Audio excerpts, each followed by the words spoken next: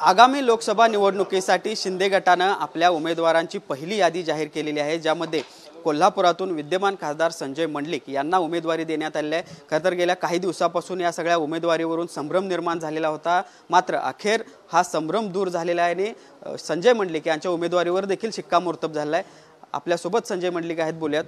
काय सांगाल, गेल्या अनेक दिवसापासून हा संभ्रम होता, अखेर संभ्रम दूर झालाय, काय पहिली प्रतिक्रिया उमेदवारी? संभ्रम होता तो माध्यमातून होता, माझ्या मनामध्ये संभ्रम नव्हता। एकनाथ शिंदे साहेबांना आमच्या सर्व खासदारांनी त्यांनी आश्वस्त केलं होतं, तो शब्द त्यांनी पूर्ण केला, त्याबद्दल मला त्यांचे पहिले आभार व्यक्त करायचे आहेत। या शहरामध्ये असलेल्या करवीर निवासिनी अंबाबाईचा आशीर्वाद माझ्यावर आहे, या शहरातल्या सर्वसामान्य कार्यकर्त्याचा आशीर्वाद माझ्यावर आहे, कैलासवासी मंडलिक साहेबांच्यावर प्रेम करणाऱ्या प्रचंड अशा ताकदीनं असणाऱ्या सर्वसामान्य कार्यकर्त्याचा आशीर्वाद माझ्या मागे आहे आणि महायुतीतल्या सर्व नेत्यांचा आशीर्वाद माझ्या मागे आहे, त्यामुळे मला ही उमेदवारी मिळाली।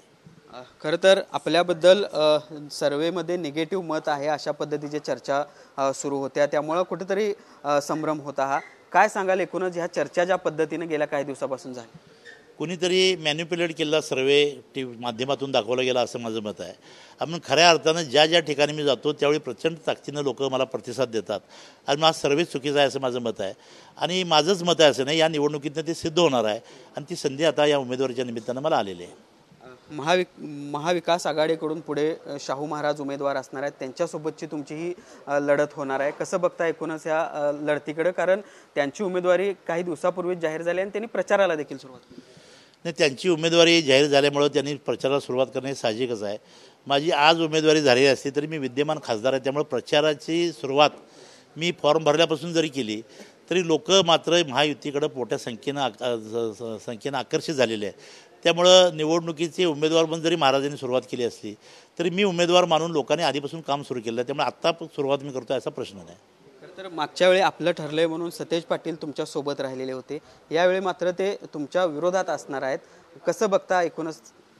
मागच्या वेळी मी शिवसेना भारतीय जनता पक्षाचा उमेदवार होतो, यावेळी सुद्धा भारतीय जनता पक्ष शिवसेना याचा उमेदवार असताना राष्ट्रवादी काँग्रेसची सुद्धा भर यामध्ये पडलेली आहे।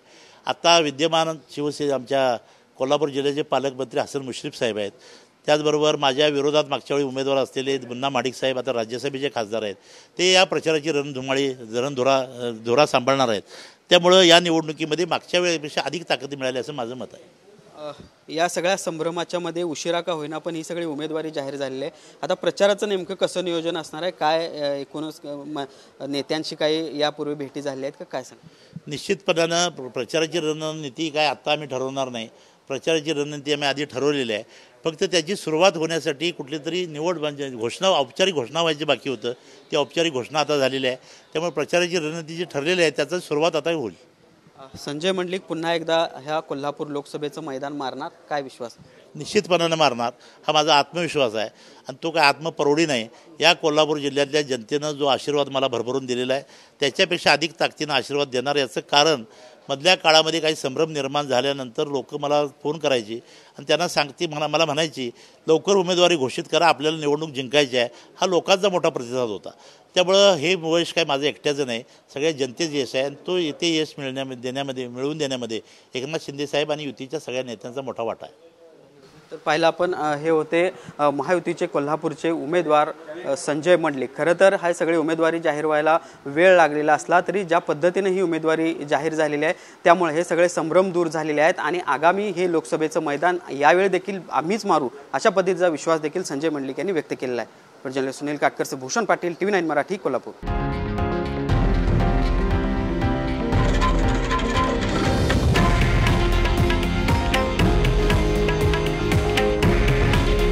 हे आहे देशातील नंबर 1 न्यूज नेटवर्क आणि आपण पाहत आहात TV9 मराठी।